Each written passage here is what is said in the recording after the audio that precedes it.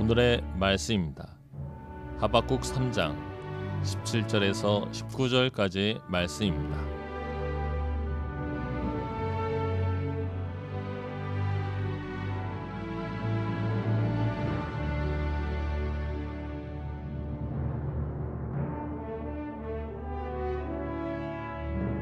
비록 무화과 나무가 무성하지 못하며 포도나무에 열매가 없으며 감람나무에 수출이 없으며 밭에 먹을 것이 없으며 우리의 양이 없으며 외양간에 소가 없을지라도 나는 여호와로 말미암아 즐거워하며 나의 구원의 하나님으로 말미암아 기뻐하리로다. 주 여호와는 나의 힘이시라. 나의 발을 사슴과 같게 하사 나를 나의 높은 곳으로 다니게 하시리로다. 이 노래는 지휘하는 사람을 위하여 내 숨에 맞춘 것이니라. 날씨가 궂은데도 변함없이 이 시간 하나님을 예배하기 위하여 이 자리에 함께 모이신 여러분 모두를 주님의 이름으로 환영합니다. 오늘은 맥주 감사 주일입니다. 맥주 감사 주일은 우리나라에만 있는 독특하고 특별한 절기입니다. 11월에 있는 추수감사절과 그 의미가 상통하는 절기이지만 맥주감사절은 보리추수 직후인 7월 첫째 주에 감사를 드린다라고 하는 그런 점이 다른 그런 절기이죠. 한국의 초대교회의 믿음의 선배들은 나라를 빼앗기고 일본 제국주의 악랄한 스타일로 남은 것이 도무지 없는 절대 가난 가운데 추수감사절과 함께 첫 보리 수확을 마치는 맥주감사절을 함께 기념하여 하나님 앞에 감사의 예배를 드렸습니다. 이것은 배움이 짧아서 율법적인 가르침에 매인 것도 아니고 또한 돈이 많아서 그런 것도 아닙니다. 또 누가 강요한 것도 아니에요.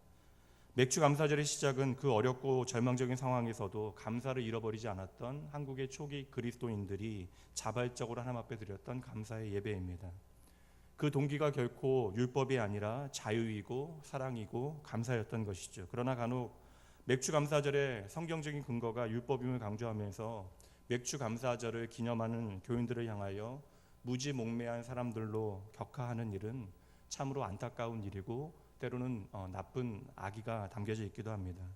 말씀드린 대로 맥주 감사절의 핵심은요, 감사할 것 하나도 없는 현실 가운데서도 믿음으로 우리의 삶을 향하신 하나님의 은혜를 바라보고 넘치는 감사를 마음 다하여 자발적으로 드렸던 성도들의 그 고백에 그 본질이 있는 것입니다.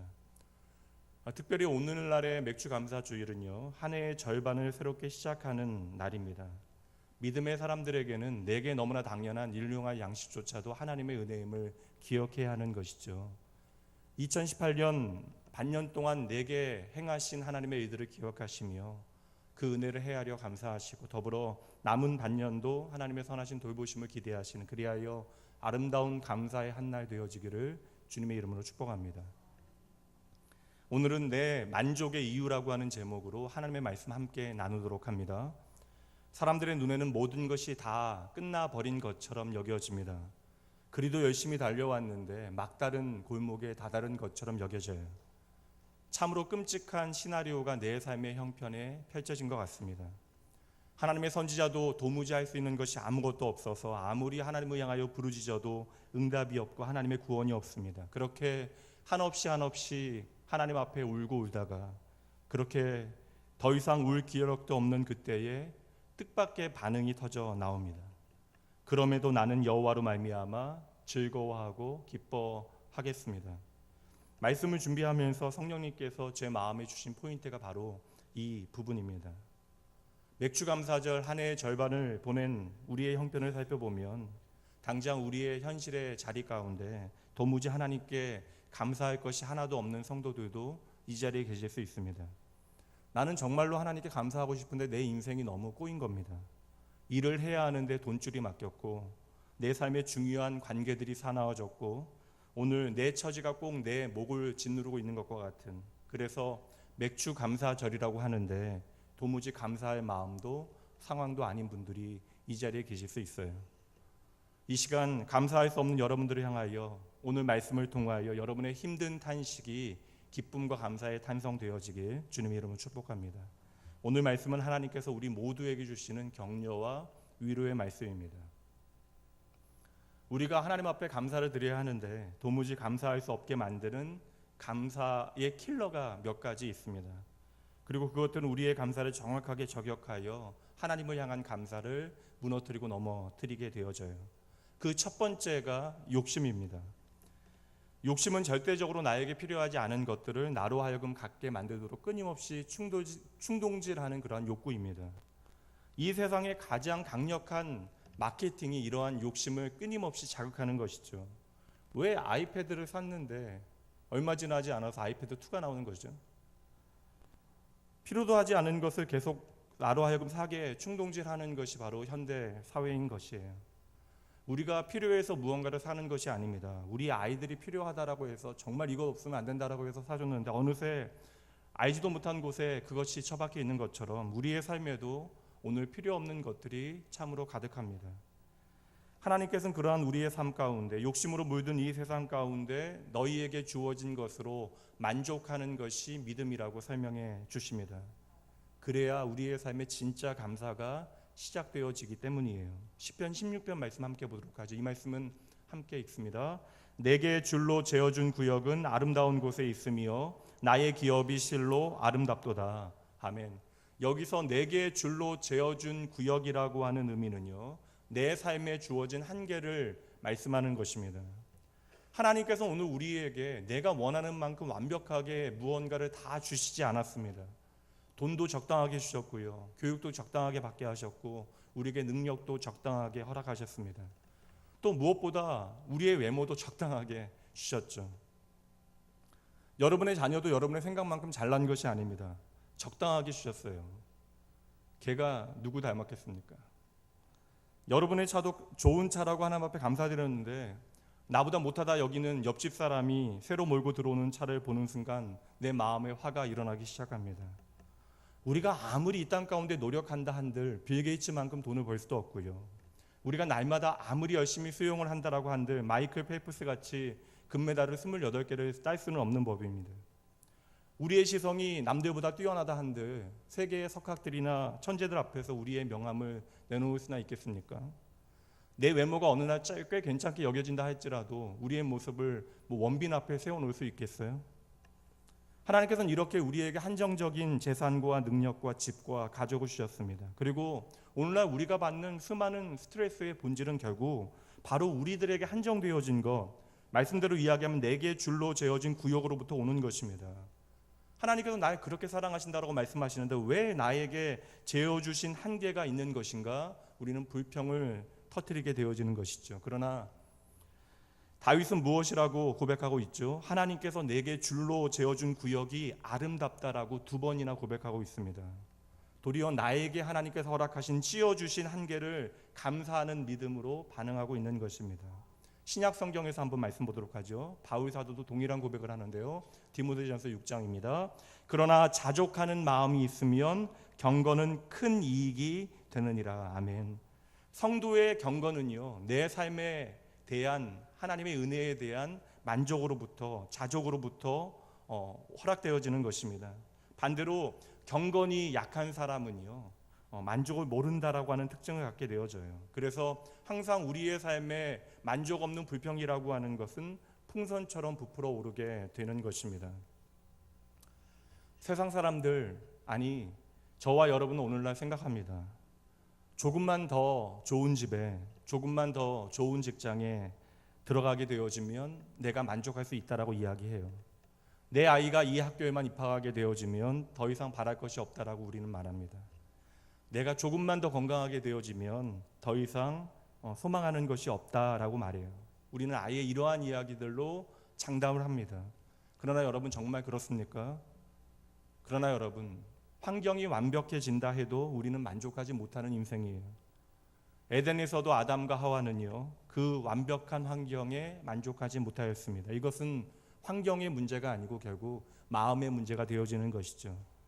성도 여러분, 아픈 사람은 건강하기만 하면 소원이 없을 것 같잖아요. 그러나 그 소원은 아플 때에만 적용되어지는 것입니다. 여러분, 왜 하나님께서 우리에게 완벽한 건강을 안 주시는 줄 아시겠습니까?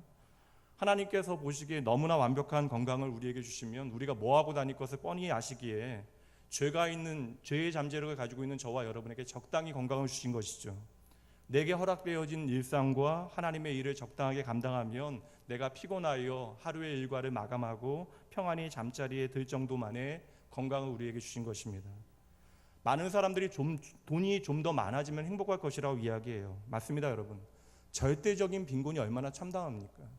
절대적인 빈곤보다는 풍요가 훨씬 더 우리에게 평안하고 쉬운 문제예요. 훨씬 더 우리의 삶을 안정감 있게 만들어줍니다. 그러나 여러분, 실상은 돈 때문에 관계가 깨어지고요, 사단이 나는 집안이 너무나 많습니다. 여러분 주위에 유산이 너무나 많은 집안치고 형제가 사이좋은 집안을 보신 일이 있습니까? 하나님께서 우리의 인생에 이렇게 한계를 지어주셨어요. 그런데 여러분, 믿음의 눈으로 우리의 삶을 되돌아보게 되어지면 도리어 그 한계가 축복이었음을 우리는 발견하게 되어지는 것이죠. 도리어 우리는 그 한계 때문에 얼마나 하나님 앞에 간절히 매어 달렸습니까? 여러분, 비행기를 타시면 편하세요, 안 편하세요? 질문이 어렵지 않으시잖아요. 타보셨잖아요. 비행기 타시면 편하세요, 안 편하세요? 예, 편하시다는 분은 뭐 1등석 타셨나요? 비행기 타면 여러분 너무나 안 편합니다. 미국만 해도요, 뉴욕은 15시간이 걸려요. 제가 예전에 브라질 선교를 갈 때는요, 비행기만 26시간을 타고 선교를 갔습니다. 그러니까 선교보다 비행기 타는 것이 더 힘겹다라고 여길 정도로 비행기 타는 것은 참으로 쉽지 않은 거예요. 얼마나 좁고 얼마나 힘이 듭니까? 그럼 여러분, 그 답답함이, 불편함이 싫으시다고 자유롭게 헤엄쳐서 태평양을 건너시겠습니까? 당장은 힘들어도 비행기 안에 갇혀 있는 게 가장 빠르게 목적지에 도달할 수 있는 방법인 것이죠. 하나님께서 오늘 내 인생을 답답한 상자 안에 가다 놓은 것처럼 여겨지지만 도리어 우리는 그 시련과 고난 때문에 우리에게 주신 하나님의 은혜와 축복이 무엇인지를 더 선명하게 발견하게 되어집니다. 20세기 경영의 신이라고 불리어지는 파나소닉을 만든 사람이죠. 마스시타 고노시케가 밝힌 성공의 비결이에요. 그는 인터뷰에서 이렇게 말하고 자서전에도 실려 있습니다. 저는 초등학교도 제대로 못 나왔기에 학벌이 너무 딸려서 항상 모든 사람에게 배우려고 했고, 또 집이 너무나 가난해서 어린 나이에 일을 시작했기 때문에 겸손한 몸가짐을 배워서 누구에게나 몸을 굽히는 법을 배웠고, 또 몸이 항상 약했기 때문에 다른 사람들의 도움을 구하는 법을 배웠습니다. 이렇게 저의 약점 때문에 저는 성공한 것 같습니다. 일본의 가장 성공한 기업체를 이룬 한 노경영인이 그의 인생의 마지막 순간에 밝힌 성공의 비결은 오늘 나의 성공이 나의 약점으로부터 시작되어졌다는 것입니다. 여러분, 이것이 일반 원칙이자 하나님의 창조의 원리예요. 그러므로 우리의 삶 가운데 부족함이라고 하는 것은 결코 저주로 끝나는 이야기가 아닙니다. 도리어 우리는 믿음 안에서 우리에게 닥쳐온 결핍과 부족이 후에는 하나님의 변장한 축복이었다는 사실을 깨닫게 되어질 것입니다. 오늘 특별한 감사의 날이잖아요. 집으로 돌아가시면 가만히 여러분의 삶을 돌아보시죠. 지금까지 부족하여 불평하였던 모든 것들에 대하여 점검해 보시고 다시 한번 하나님의 선하심을 의지하며 여러분의 삶에 만족이라고 하는 마침표를 찍으시는 여러분 모두가 되어주시길 주님의 이름으로 축복합니다. 여러분의 자녀가 여러분의 눈에는 그렇게 오늘 만족스럽지 않을 수도 있잖아요. 그런데 여러분 걱정하지 마세요. 여러분의 자녀의 눈에도 여러분이 그렇게 만족스럽지 않을 겁니다. 그런 여러분, 아예 하나님께서 나에게 최고의 자녀를 주셨음을 먼저 인정하시면 됩니다. 여러분에게 만약에 스티븐 잡스와 같은 아들 주시면 여러분들이 감당하실 수 있으시겠어요? 그런 여러분, 집에 가서 여러분의 아이 머리 붙들고 이야기해 주시죠. 나는 너로 무지 만족한다. 내 집 평수에 대하여 만족하지 못하시죠. 여러분 아무리 원하는 넓은 평수의 아파트에 들어간다 할지라도 그 집보다 더 큰 집에 사는 사람 반드시 만납니다. 같은 평수에 산다고요? 더 비싼 지역의 아파트를 가지고 있는 사람 만나게 되어지는 거예요. 제가 미국에 식사 초대를 한번 받아서 간 일이 있는데 웬만하면 뭐 사람 집에 가서 그렇게 놀라는 일이 없는데 집 대문으로부터 집 안에 들어가기까지 5분 동안 차를 타고 들어가야 돼요. 게다가 지역이 나파밸리라고 하는 좋은 지역입니다. 집 안도 그렇게 큰데 집 밖에는 얼마나 큰 땅이 있겠습니까? 물어보지도 않았어요. 아파트 몇 평에 목숨 걸 일이 아닙니다. 내가 이렇게 교회 나와서 예배하고요, 편안히 돌아가서 쉼을 가질 수 있는 집이 주어짐을 여러분 하나님 앞에 감사로 선포하셔야 합니다. 사업이 좀 풀리지 않아서 답답하십니까? 작으면 작은 대로 감사하십시오. 여러분의 인생의 마지막이 어떻게 될지 모르잖아요. 여러분의 인생의 마지막 벨은 아직 울리지 않은 것입니다. 청교도가 그들의 겸손 가운데 하나님을 기대하면서 적어놓은 것처럼 내 삶의 최고의 것은 아직 오지 않았습니다. 오늘 여러분의 삶에 불평과 불만이 많다면 하나님께서 여러분의 인생을 이끌고 가실 여러분의 인생의 후반전을 기대하셔야 하는 것이죠. 아직 게임이 끝나지 않았는데 하나님의 계획은 여러분뿐만 아니라 여러분에서 끝나는 것이 아니라 여러분의 다음 세대를 향하고 있는데 2018년 6월 오늘 7월 1일 오늘이 전부인 양 우리가 코파뜨리고 있을 일이 아니라는 것이에요. 항해하는 배에게 폭풍이라고 하는 것은 참으로 어려운 고난이지만 그 폭풍 때문에 때로는 여러분이 더 빨리 더 멀리 가게 되어질 것입니다. 우리의 감사를 막는 두 번째 장애물은 질투입니다. 첫 번째 장애물인 욕심과 연결이 되어져요. 욕심이 많은 사람은 여러분 항상 질투하게 되어지잖아요. 질투라고 하는 것이 무엇입니까? 내가 못 가진 것을 남이 가진 것에 대하여 삐지는 마음을 우리는 질투라고 이야기하는 것이죠. 여러분 사람이 얼마나 간사한지 아시잖아요. 100점 맞았다라고 만족합니까? 100점 맞았다고 우리가 만족하는 것이 아니라 나 말고는 100점 맞은 사람이 없어야 우리는 만족하는 거예요. 나는 누구와도 내 성공을 나눌 수 없다라고 하는 것이 질투입니다. 그렇게 생각해 보면 질투라고 하는 것은 하나님 없는 절대적인 자기사랑이 되어지는 것이죠. 그래서 여러분 질투는 궁극적으로 언제나 하나님을 향하게 되어집니다. 하나님께서 날 그렇게 사랑하신다라고 이야기하시면서 왜 나에게는 안 주고 쟤한테만 주시냐는 것이죠. 그런데 여러분 제가 누구예요? 결국은 내 옆에 있는 나의 사랑하는 가족이고 나의 사랑하는 믿음의 형제들이잖아요.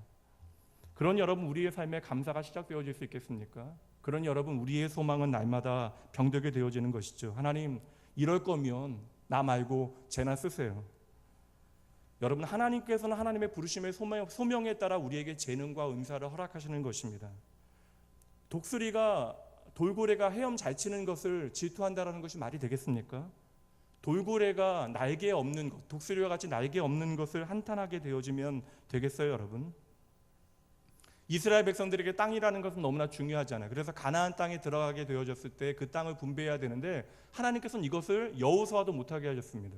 그 땅 분배에 대하여 하나님께서 하나님의 정권적인 주권을 가지시고 어떻게 하게 하셨죠? 제비를 뽑게 하셨잖아요. 근데 여러분 잘 아시다시피 우리나라도 경험하고 있듯이 성장만큼 더 어려운 것이 분배의 문제인데, 근데 여러분 하나님께서 요구하신 대로 명령하신 대로 제비 뽑기를 하고 나니까 각 지파에게 너무나 적절하게 하나님께서 땅을 주셨잖아요. 고기를 잘 잡는 지파에게는 해안가의 땅을 주셨고, 또한 농사를 잘 지는 지파에게는 평야 지역의 땅을 주셨고, 또 싸움을 잘하는 지파에게는 적과의 국경선에 딱하니 배치시키신 것입니다. 여러분 무조건 큰 옷이 좋은 옷은 아니잖아요. 내게 맞는 옷을 입어야 하는 것이죠. 하나님의 축복도 내게 맞는 것을 우리가 누려야 하는 것입니다. 그러므로 욕심은 언제나 화를 부르게 되어지는 것이죠. 그리고 질투는 내가 사랑해야 할 사람을 미워하게 만듭니다. 그러므로 성도의 경건은 내 삶에 대한 자족, 만족으로부터 시작되어지는 것입니다. 사랑하는 성도 여러분, 오늘 여러분의 삶 가운데 하나님께서 허락하신 것들이 얼마나 많은지 몰라요. 내가 잊고 있었던 하나님께서 내 삶에 허락하신 그 모든 것들을 바라보시고 모든 것에 감사하시기 바랍니다. 질투를 이기는 비결은 아주 간단해요. 나 아닌 다른 사람들을 인정하고 그를 칭찬해 주는 것입니다. 사도 바울에게 주님께서 주신 말씀이 있잖아요. 사도 바울이 내가 너무나 부족하다, 내 건강으로 인해서 내가 너무 힘들다, 내가 좀 더 건강하면 하나님의 영광을 위하여 살 수 있을 터인데, 하나님 앞에 간절히 기도할 때에 하나님께서 주신 말씀이 무엇입니까? 내 은혜가 너에게 족하다. 이미 저와 여러분에게 주신 하나님의 은혜가 충분한데 우리가 이것을 보지 못하니 계속 남의 집 사정만 기웃거리게 되어지잖아요. 우리가 다른 이들을 격려하고 세우기 위하여 다른 사람에게 집중하고 그를 바라보는 것은 참으로 귀한 일입니다. 그러나 여러분 비교를 위한 것이라면 옆에 사람 쳐다도 보지 마십시오. 그것은 여러분 성도의 경건에 한치도 도움이 되지 않는 것이에요. 따라해 보시죠. 하나님의 은혜가 나에게 족합니다. 힘드시죠? 다시 한번요. 하나님의 은혜가 나에게 족합니다. 세 번째, 하나님을 향한 우리의 감사를 사라지게 만드는 감사의 킬러는요, 바로 분노입니다. 여러분이 사랑해야 하는 여러분의 이웃을 향한 질투, 삐진 마음, 미워하는 마음을 가지게 되어지면 결코 우리의 삶에 감사라고 하는 것은 나올 수 없는 것이죠. 그리스도인이 가장 그리스도인답지 않을 때가 언제입니까? 형제를 향하여 미움을 품게 되어질 때예요. 왜요? 그 미움의 자리가 바로 십자가의 반대가 되어지는 자리이기 때문에 그러합니다. 미움이라고 하는 것은 사탄의 트레이드 마크가 되어지기 때문에 미움은 언제나 우리의 삶에 사망의 냄새를 만들어내는 것이, 그러므로 여러분, 우리의 삶에 미움이 시작되어질 때에는 어서 빨리 그 미움의 문제를 해결해야만 하는 것입니다. 주님께서는 이렇게까지 교훈하십니다. 마태복음 5장으로 가보시죠. 그러므로 예물을 제단에 드리려다가 거기서 내 형제에게 원망 들을 만한 일이 있는 것이 생각나거든 함께 있습니다. 예물을 제단 앞에 두고 먼저 가서 형제와 화목하고 그 후에 와서 예물을 드리라. 우리 안에 미움이 시작되어지면 하나님을 예배하는 일도 온전히 하나님 앞에 드릴 수 없다라는 것입니다. 여러분, 낙원교회 보면 언제나 천국이면 좋겠는데 여러분 뭘 확인하시죠? 낙원교회도 사람이 사는 곳이잖아요. 목사에게 들어오는 온갖 정보들을 종합해 보면요, 이렇게 은혜로운 낙원교회 안에도요, 성도들끼리 티격태격할 때가 있어요. 때로는 왕따를 시키기도 하고요, 악성 루머를 만들기도 하고 파당을 만들기도 합니다. 그리고 여러분, 그러한 이유는 다 교회를 사랑해서 하는 거예요. 그래서 성도님들이 때로는 걱정돼서 저에게 이렇게 친절하게 말씀해 주세요. 목사님이 모르실 것 같아서, 목사님이 아셔야만 할 것 같아서. 그럼 저는 옛날 서태지의 노래로 답변해 드리고 싶어요. 난 알아요. 제가 왜 모르겠어요. 목사의 아들로 자라서 교회에서만 자랐습니다. 그리고 목회자로 23년을 교회에서 섬기고 있는데요, 성경에 보니까요, 저와는 비교도 되지 않는 역량의 사역자들 있잖아요. 바울 사도나 베드로나 디모데가 사역했던 교회들, 고린도 교회, 빌립보 교회, 또한 디모데서를 보게 되어지면 여러분, 이놈의 교회들이 참으로 가관이잖아요. 성도들끼리 싸우지 마라, 때리지 마라, 남의 돈 떼어먹고 도망가지 마라, 이러한 내용들이 목회 서신에 들어있습니다. 이게 여러분 초대교회의 또 다른 어두운 현실이잖아요. 저는 낙원교회가 완전하다라고 여기지 않습니다. 방문하시는 목사님마다 교인들 칭찬해 주셔서 감사하긴 한데요, 우리도 똑같아요. 왜 문제가 없겠습니까? 그래도 참으로 다행인 것은 목사인 저에게 그것이 크게 문제로 여겨지지 않는다라는 것이죠. 이 모든 것이 우리에게 오늘도 하나님의 은혜가 필요하다라는 증거이고요, 우리 모두에게 하나님의 은혜가 임하고 있다라는 증거가 되어집니다.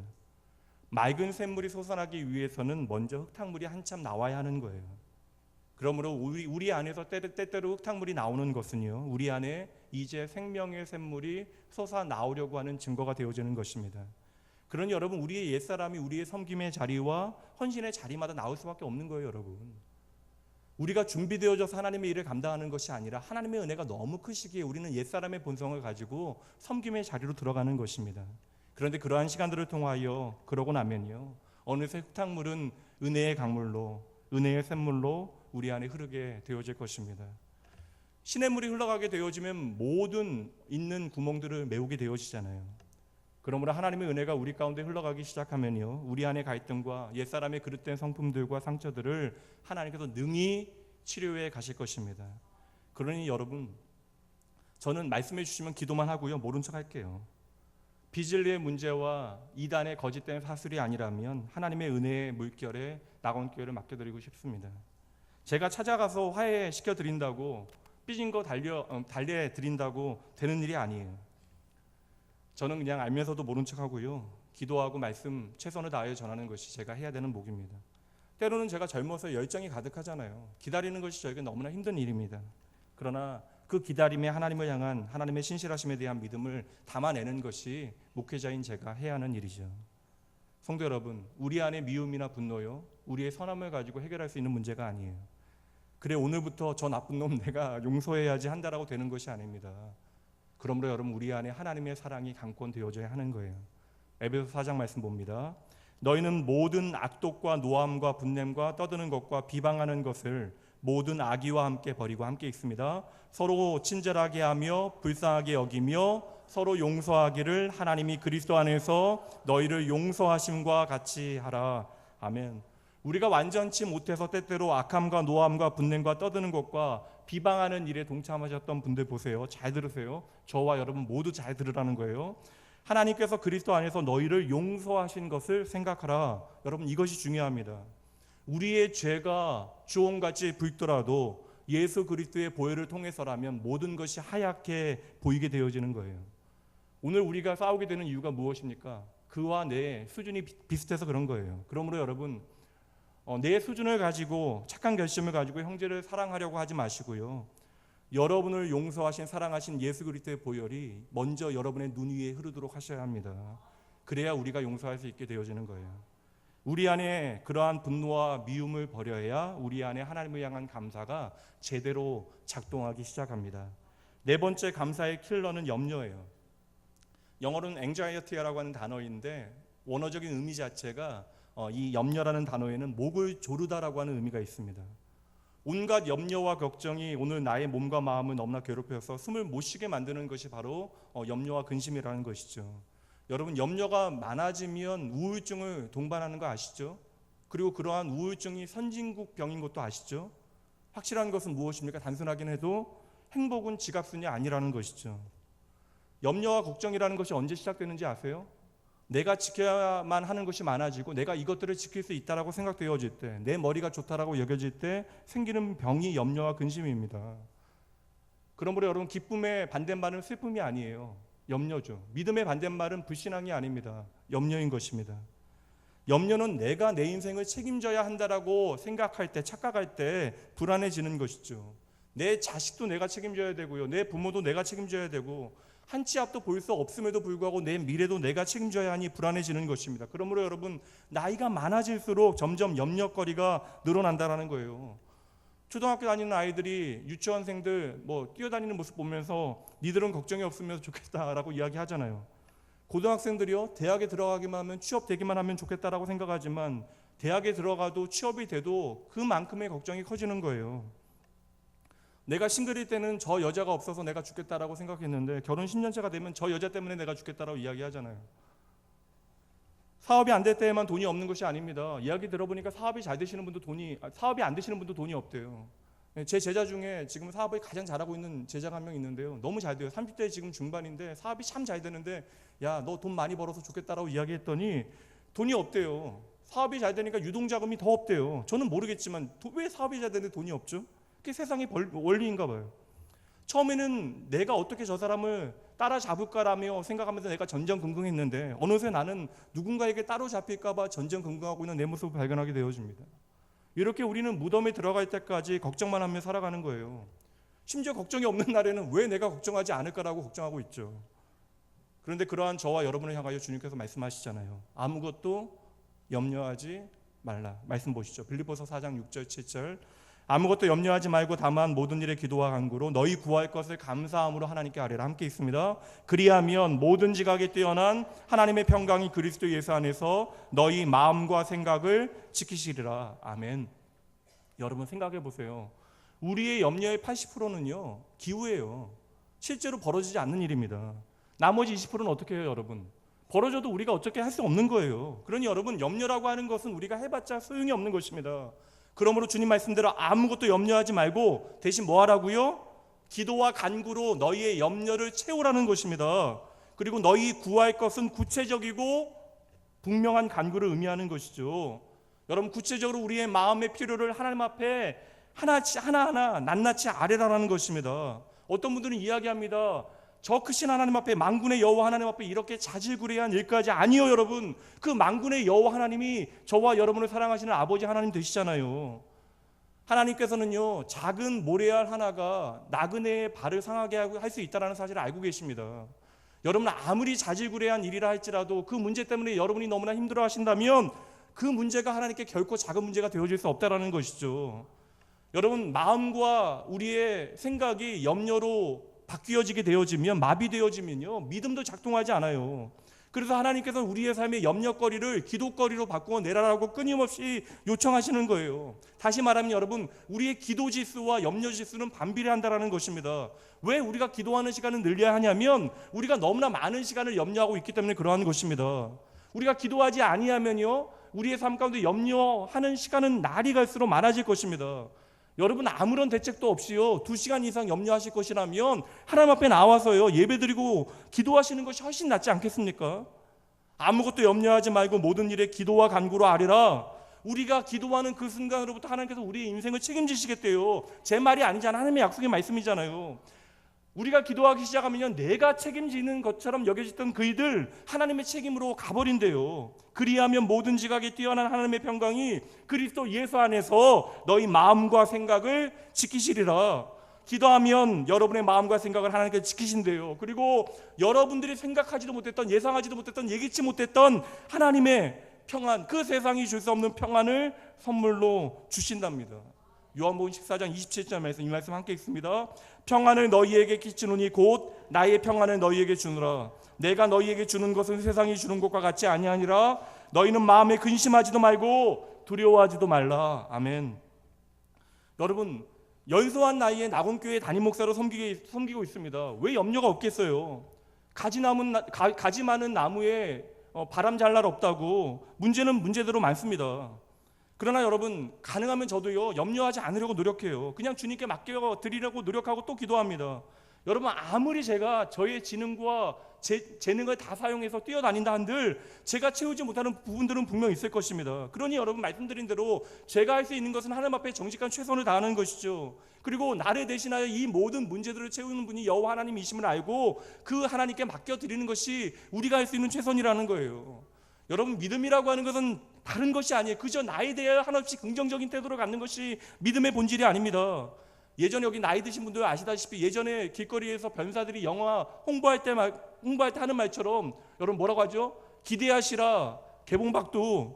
여러분, 아무것도 염려하지 아니하고요, 우리가 하나님이 일하실 것을 기대하는 것, 이것이 저와 여러분의 믿음이 되어져야 한다는 것이죠. 여러분, 이러한 말씀 가운데 오늘 본문의 말씀 18절 다시 한번 보도록 합니다. 함께 읽습니다. 나는 여호와로 말미암아 즐거워하며 나는 구원의 하나님으로 말미암아 기뻐하리로다. 아멘. 여러분, 오늘 우리의 현실은 얼마나 절망적이에요. 무화과 나무가 무성하지 못하고요, 감람나무에 열매가 없고, 또한 포도나무에 소출이 없고요, 밭에 먹을 것이 없고, 우리의 양도 없고, 외양간에 소도 없대요. 사업에 돈줄이 끊겼어요. 형제간의 관계가 깨어집니다. 사랑하는 사람들이 나를 떠나가는 그러한 절망적인 상황 가운데 하박국 선지자가 하나님 앞에 엎드려 통곡하다가 어느 순간 하나님의 나를 만드시는 터치, 그 손길을 경험하게 되어진 것입니다. 고통과 아픔 가운데 하나님 앞에 매달려 기도하신 분들은요, 이 말이 어떠한 의미인지 너무나 잘 아실 거예요. 울면서 하나님 앞에 기도하고 통곡하다가 말씀을 통하여 하나님의 음성을 듣게 되어지는 것입니다. 야, 추수감사절인데 내가 감사할 것이 있어야 하나님 앞에 감사하지, 이날이 나하고 무슨 상관이냐라고 하는 마음으로 그저 주일 예배 와서 털썩 주저앉았는데 하나님께서 나에게 다가오시기 시작하시는 것이죠. 오늘 여러분에게 그런 경험 있기를 바랍니다. 오늘도 예배드리면서 내가 감사할 것이 무엇이냐라고 하는데 하나님께서 수많은 사람들 가운데 나에게 찾아오시어 그 순간 다른 사람들은 우리의 시선에서 사라지고 하나님과 내가 단둘이 만나는 그러한 경험이 예배의 자리입니다. 그러므로 여러분, 성도는 예배에 실패하면 안 돼요. 성도는 예배를 통하여 인생의 반전과 역전의 시작을 경험해야 하는 것입니다. 제가 텍사스에서 공부할 때 이런 격언이 있었어요. 목장이 워낙 많으니까요. 젖소를 잃어버리지만 않으면 우유를 아무리 쏟아도 괜찮다. 우리가 하나님을 잃어버리지만 않으면요, 무너진 사업 다시 시작할 수 있습니다. 우리가 하나님만 잃어버리지 않으면요, 어디서든 무엇이든 다시 시작할 수 있는 것이에요. 믿었던 사람이 떠나서 낙심이 되십니까? 하나님 붙들고 계시면요, 더 좋은 사람 하나님께 허락해 주십니다. 롯이 떠나니까 아브라함의 삶에 진짜 축복이 찾아오기 시작했잖아요. 다음 주 그 말씀 나눌 거예요. 잃었던 건강 하나님 붙들고 다시 회복되어질 수 있습니다. 하나님의 사람은요, 절망 가운데 믿음으로 하나님 붙잡는 사람이에요. 이 추수감사절에 그러므로 여러분과 우리가 하나님을 향하여 드릴 수 있는 감사의 이유가 무엇인지 몇 가지 생각해 보도록 하죠. 첫 번째, 오늘 나의 존재로 하나님을 향하여 감사하시기 바랍니다. 오늘 저와 여러분의 인생은 실수가 아니에요. 무용지물이 아닙니다. 당신이 이 세상에 존재함으로 인해 우리에게 얼마나 큰 기쁨이 되는지 우리가 믿음의 공동체 가운데 이러한 고백으로 찬양하잖아요. 오늘 우리가 아무리 하나님 앞에 감사할 것 한 조각 없다 할지라도 우리의 존재 자체를 하나님 앞에 감사하셔야 합니다. 여러분이 존재함으로 인해서 하나님께서는 이 세상을 축복하고 계신데요. 내가 비록 그렇게 느끼지 못한다 할지라도 주 안에서 여러분의 인생을 다시 돌아보십시오. 여러분의 인생은 결코 실패가 아닙니다. 하나님께서 여러분을 통하여 이 땅을 복되게 하시겠대요. 그 하나님 바라보셔야 합니다. 두 번째로, 여러분, 내가 구원받았음에 여러분 감사하시면 돼요. 온 천하를 얻는다 할지라도 하나님의 구원이 우리에게 없다면요, 가장 비극적인 인생을 산 사람입니다. 우리의 마지막이 영원한 지옥이라면 그 인생이 가장 가여운 인생이 되어지는 것이죠. 아무것도 아닌 것 잡으려 하다가 우리의 영혼을 놓치게 되어지면 여러분, 결국 우리는 아무것도 아닙니다. 쓰나미로 죽은 시신들은 마지막 순간에 그렇게 무엇인가를 잡으려 한대요. 그렇게 붙잡았건만 아무 소용이 없었던 것이죠. 그런데 여러분, 이미 여러분들은 하나님의 구원을 받으셨잖아요. 세상에서 가장 큰 축복을 누리고 계시는 것입니다.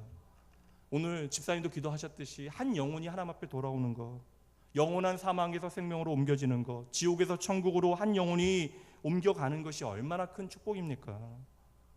오늘 맥주감사절에 내가 도무지 하나님을 향하여 드릴 수 있는 감사의 이유가 없는 것처럼 여겨질지라도 내가 받은 하나님의 구원으로 내가 하나님의 자녀로 이 자리에 앉아 있다라는 사실만으로 엄청난 기쁨과 감사가 하나님 앞에 드려져야 하는 것입니다. 여러분, 세 번째로 여러분의 고난을 통하여 주실 하나님의 축복을 감사하셔야 돼요. 나의 반석이신 하나님은 실수가 없으시대요. 그럼 여러분, 오늘 나의 실패와 내가 병든 것도 하나님의 계획 안에 있는 것입니까? 네, 하나님의 계획 안에 있대요. 뭔 하나님의 계획이 이렇습니까? 여러분, 그러나 마음 제대로 먹으셔야 돼요. 여러분 잘 나갈 때는 그런 말씀 안 하셨잖아요. 여러분 능력 이상의 축복을 누리실 때는 뭔 하나님의 계획이 이래요 하시지 않으셨잖아요. 성도 여러분, 하나님은 여러분을 향한 아름다운 계획을 가지고 계십니다. 예레미야 29장 말씀 보시죠. 하나님의 말씀이니라 너희를 향한 나의 생각을 내가 아노니 평안이요 재앙이 아니니라. 함께 있습니다. 너희에게 미래와 희망을 주는 것이다. 아멘. 여러분, 우리를 향하신 하나님의 계획은 재앙이 아니라 평안입니다. 말씀대로 아직 마지막 종이 울린 것이 아니에요.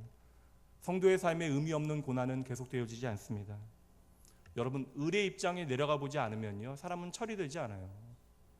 때로는 건강을 잃어서 생명의 소중함, 영원한 생명의 간절함이 우리 안에 생겨나는 것입니다. 때로는 여러분 답답한 일이 생겨서 하나님 앞에 나의 마음을 있는 그대로 우리는 토해내게 되어지는 것이죠. 이 모든 일들을 통하여 하나님께서는 나의 삶을 이끌어 가시겠대요. 그리고 나를 축복하시겠대요. 그리고 나의 아픔과 고난을 통하여 다른 사람들을 축복으로 인도해 내시겠대요. 때때로 우리는 연약하여 하나님을 향하여 하나님 어디 계시냐라고 부르짖습니다. 그런데 내 인생의 가장 힘든 순간에 하나님께서는 우리를 향하여 말씀하시죠. 사랑하는 내 아들아, 사랑하는 내 딸아, 난 한 번도 너를 떠난 적이 없었단다. 그럼에도 너는 너의 삶에 무엇인가가 사라진 후에야 비로소 내가 보이는구나. 어느 날 갑작스럽게 내린 소낙비에 우산도 없이 비를 흠뻑 맞게 되어진 그날에 그 크신 하늘 아버지께서는요, 저와 여러분 곁에 우산도 없이 함께 서 계셨던 것이죠. 우산도 없이 장마비를 온몸으로 맞아야만 했던 한 형제의 말입니다. 내가 일어서는 것만으로도 누군가에게 희망이 됩니다. 잠시 그 형제의 이야기 들어보시도록 하시죠.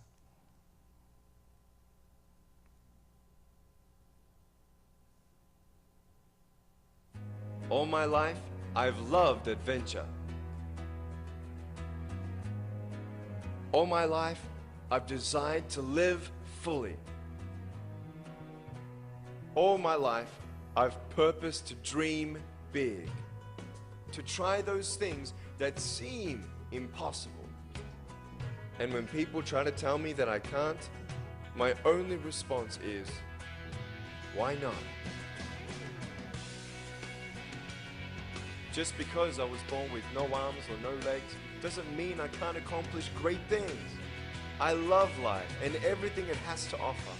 I want to live it with energy and enthusiasm. It can be described with one simple word: verve. There are many words that people have used to describe me: enthusiastic, animated, full of life. I'm in vigorous pursuit of God, my passions, my dreams, the place where I live and exist, the convergence of hope and possibility, the security of knowing that my future is not held hostage by my circumstance. The act of living out God's purpose and plan and seeing how it impacts others in such a dramatic and life-changing way, there is no better life for me or for anyone else who will live their life for Jesus Christ. For those of you who don't know me, my name is Nick Vujicic, and basically the Lord has opened up a door for me to share the gospel of message of Jesus Christ and the hope that we can have, and just to be an example that we can live a life as more than conquerors. That no matter what circumstance come our way, that God's grace is sufficient and He has a purpose for your life. But I want you to get fired up. I am so captured by God's purposes for my life. That's my fire, that's my purpose, and I want your heart to be open tonight in Jesus' name, that you would just be open to what He might have for you in your life. Isn't God beautiful? God is perfect. And when you trust in Him, know that the victory is not when your circumstances change. The victory is not when I stand up. The victory is when I know that I can't do this on my own. When you realize that Jesus is the only one who can heal your broken heart. Put your hope and strength in Jesus Christ, and He will give you all the strength you need to get through every impossibility like this.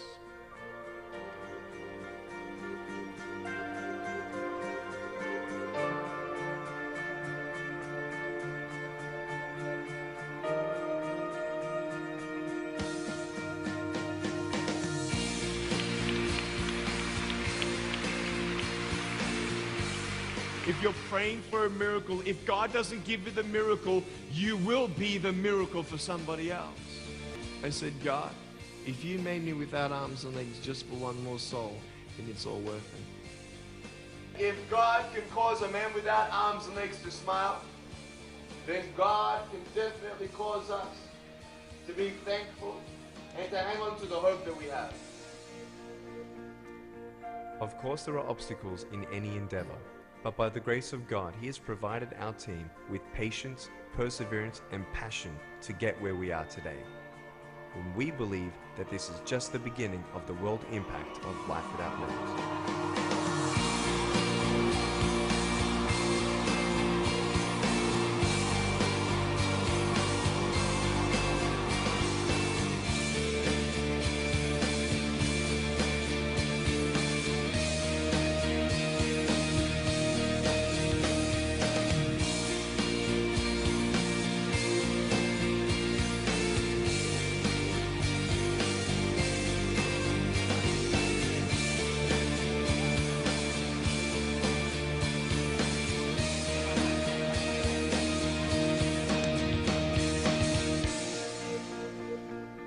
What circumstance you're in, that God is with you, and to fear not, and He's going to give you enough strength to get through any circumstance. That we can be thankful, that we can be rejoicing always, for we know that God has given us salvation, an assurance of salvation through Jesus Christ. That's why He's the name above all names. What if God didn't give me arms and legs because you needed to see me? I thank God if that's the case. In fact, I'll tell you right now, it is the case. Because you're seeing a miracle right now, right in front of your eyes. That purpose is key. Because your life without purpose is a life without meaning. A life without meaning is a life without hope.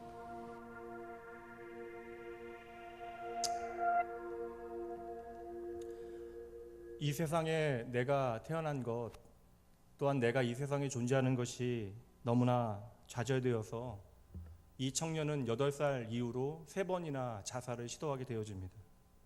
그런데 이분이 쓴 책 허그라고 하는 책에 보니까요, 책의 앞쪽에 그것도 굵은 글씨로 이렇게 쓰여져 있습니다. 난 정말 축복받은 사람이다. 지금 나는 그 누구도 상상하지 못했던 인생을 아름답게 즐기고 있다. 나는 내 삶을 사랑한다. 제 눈에 이 글이 한 번에 들어왔습니다. 사지가 없이 태어나서 절대적인 고통 가운데 자살을 3번씩이나 시도했던 그의 삶에도 불구하고 어떠한 일이 일어났기에 이러한 변화를 고백하냐고요. 난 정말 축복받은 사람이다. 나는 지금 그 누구도 상상하지 못했던 인생을 아름답게 즐기고 있다. 나는 내 삶을 사랑한다. 어떻게 그 삶이 이렇게 변할 수 있는 것입니까? 인간이 만들어내는 삶의 기쁨이요, 그 잔치에서는 그는 절망해요. 우리도 마찬가지입니다. 인간이 만들어내는 그 기쁨의 잔치에서는 매력적이어야 돼요. 돈도 많아야 합니다. 잘생겨야 하고 예뻐야 하는 것이죠. 그래서 여러분, 어떻게 해서든지 돈을 많이 벌어내야 하고요, 성형수술을 해서라도 자신을 바꿔내야 하는 것입니다. 남들에게 보이기 위하여 비싼 차를 몰아야 하고 100평의 아파트에 살아야만 하는 것이죠. 이렇게 눈에 보이는 화려함으로 자신을 드러내는 것이 사람들이 만들어내는 기쁨의 잔치입니다. 이 세상 가운데 형제는 그래서 3번이나 자신의 목숨을 끊으려고 한 거예요. 그런데 어느 날 하나님의 은혜와 그 사랑을 경험하게 되어져요. 인간이 만들어내는 그 기쁨의 잔치에서는 언제나 상처만 받았던 그가 하나님께서 주도하시는 잔치로 그의 인생이 옮겨가고 나니까 나의 존재의 가치가 무엇인지를 하나님 앞에서 확인하게 되어집니다. 그래서 그의 책에 여는 글의 제목이 이렇습니다. 숨막히도록 멋진 인생을 위하여. 이 글 읽으면서 제가 반성을 많이 했어요. 목사로 저도 하나님의 은혜를 참으로 감사합니다. 그리고 진정 내 삶이 하나님의 은혜 가운데 멋지다라고 생각을 했는데, 저는 단 한 번도 닉 부이치처럼 숨막히도록 내 인생이 멋지다라고 생각해 본 적이 없거든요. 여러분, 오늘 도전 받으셔야 합니다.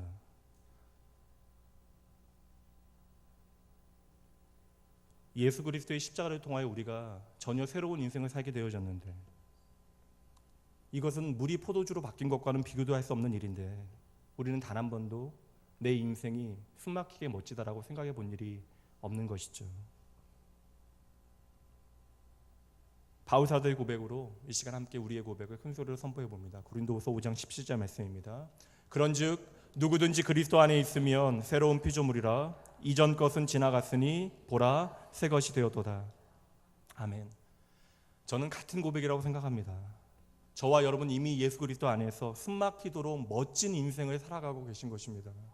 그럼 여러분, 이것이 믿어지지 않는다면 목을 졸라서라도 숨막히도록 멋진 인생을 살아가도록 노력하셔야죠. 여기에 우리가 하나님을 예배하는 이 시간에도 내 인생이 얼마나 귀하고 아름다운지, 얼마나 값진지 알지 못하는 분들, 예수 그리스도의 십자가 앞에서 내 인생의 그 가치를 예수의 생로로 바라보지 못하는 분들은 오늘 심각하게 자신의 인생을 돌아보셔야 합니다. 여전히 우리는 인간이 만들어낸 그 기쁨의 잔치의 언저리에서 오늘도 헤매고 있는 것이죠.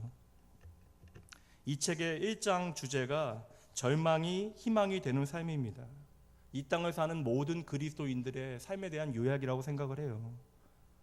여러분은 진정 모든 절망을 희망으로 만들어주신 그분 예수를 만나셨습니까? 그렇다면 그 예수의 이름 앞에서 여러분의 모든 영적인 우울감이 해결되셔야 되는 거예요. 여러분의 모든 영적인 열등감이 깨져야 하는 것입니다. 여러분의 모든 영적인 패배의식이 사라져야 하는 것이죠. 우리의 삶의 이 모든 어두운 먹구름을 몰아내기 위하여 예수님께서 이 땅에 오시고 저와 여러분을 위하여 죽으시고 부활하셨습니다.